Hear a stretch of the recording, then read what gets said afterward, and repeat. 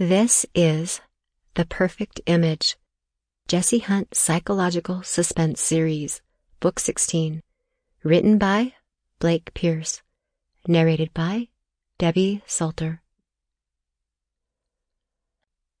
Prologue. Jessie, will you marry me? Her jaw dropped at the question. Was Ryan Hernandez really proposing to her?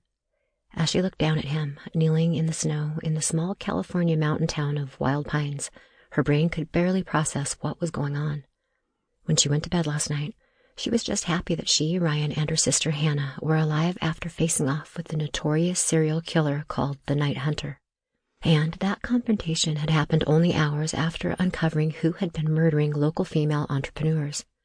Now her boyfriend was on his knee on a chilly mountain morning holding out a ring in a small black box, asking her to spend the rest of her life with him.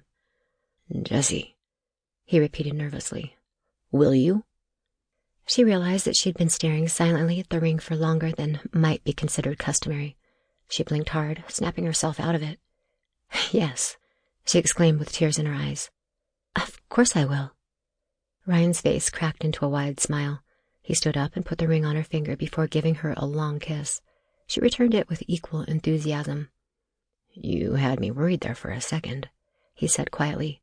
I'm sorry, she replied excitedly.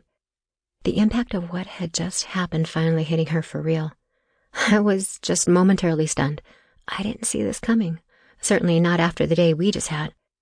I'm just trying to wrap my brain around it. Give me a minute and I'll turn into a bowl of giddy jello. You guys coming? Sam shouted from the cabin. The breakfast is getting cold. For a second, Jessie had forgotten that they had visitors.